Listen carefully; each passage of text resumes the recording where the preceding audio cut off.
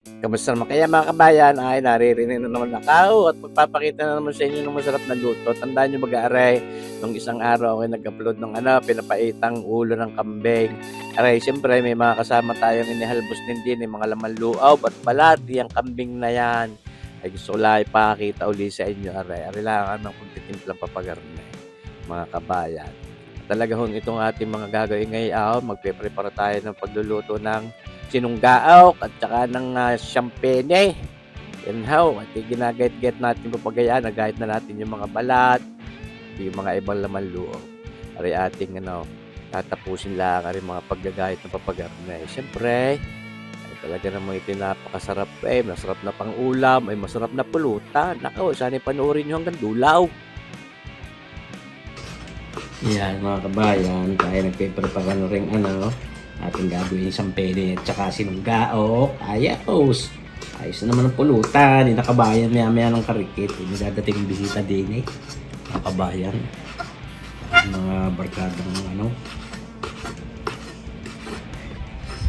lantak ng barik daw din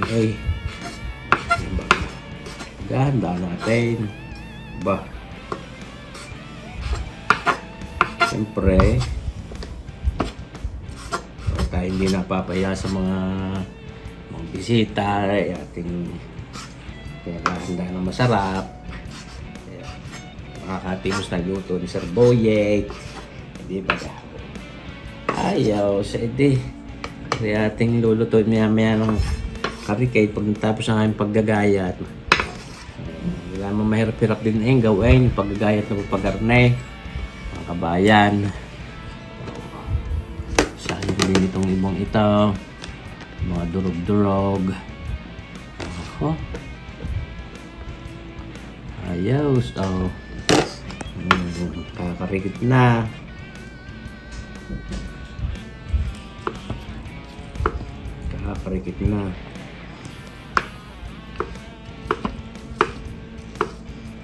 Sakto lang, laki. Ayaw na masyadong maliliit, mga kabayan.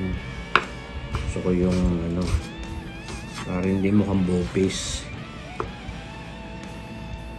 Kaya medyo nilalakan-lakan natin ang gayat.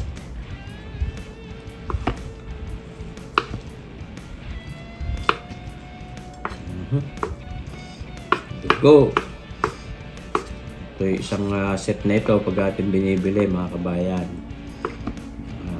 Ating pang sinunggaok. Pwede rin natin gawing papaitan itong mga laman loob na ito. Champagne. Ayos. Iba gahaw. Ang kabayan, ating linisin na rin.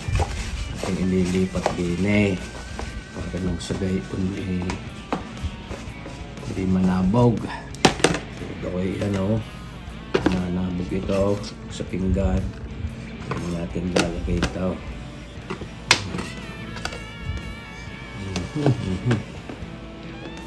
Ayos. Marami-rami din pala yung isang set na yun. Bali, kapag bibili ninyo ay 350 pesos ang isang kilo. Yan. Ayos.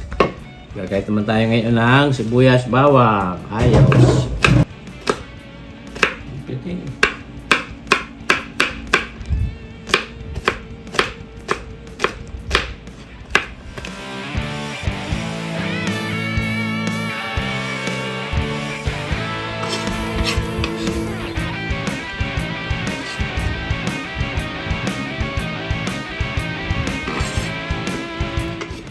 Siyempre, itong ating mga sibuyas na ito, yan meron tayo na puting sibuyas saka yung sibuyas na pula daw yan, yung naman pula, kulay purple naman. Gagayatin lang natin normal na paggagayat, parang mga pagdikisalaang. Hindi naman ganun napakahirap gawin iyan, mga kabayan. Hindi pwedeng mawala. Siyempre, itong ating gagawin paglulutong ito, siyempre ito yung ating hahatiin. Dalawang klase ng luto ang gagawin natin dito. Una ko ipapakita sa inyo, ito yung kabuuang pag-prepare natin at pagtitimpla natin.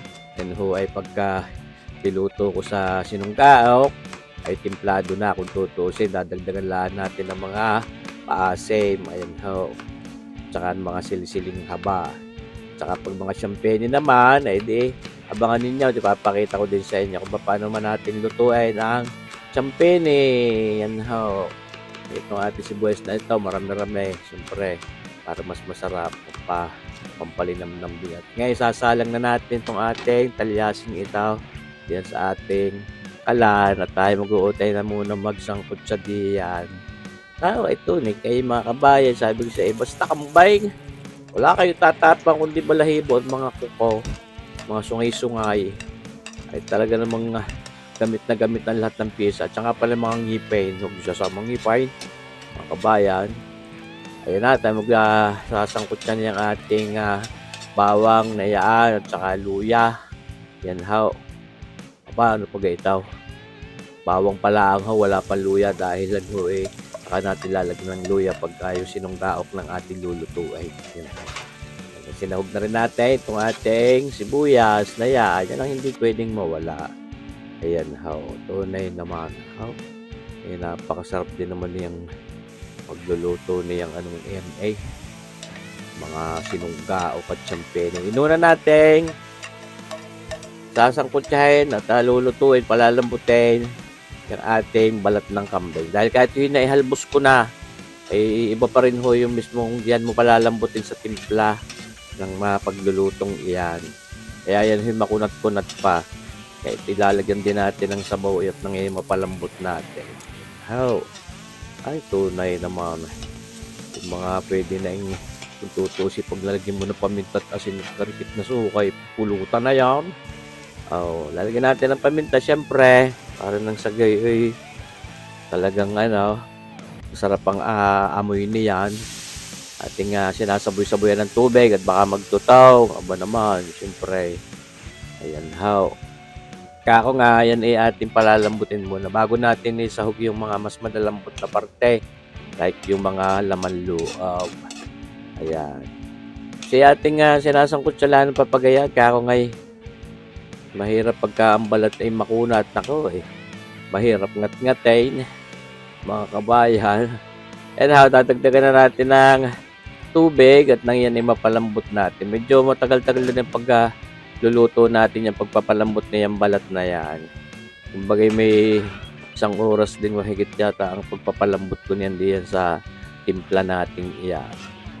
Kaya yan binabantu-bantuan natin ng tubig mga kabayan. Yan ho. Ibig natin kinukulaw siyempre para mapalambot. Yan ho. Talaga namang nag-aaya yan natin sarap. Kaya malambot na may inilambot na yung ating balat na yon at may ilalambot pa rin yan. Kaya isinahog na natin itong mga laman loob na itaw.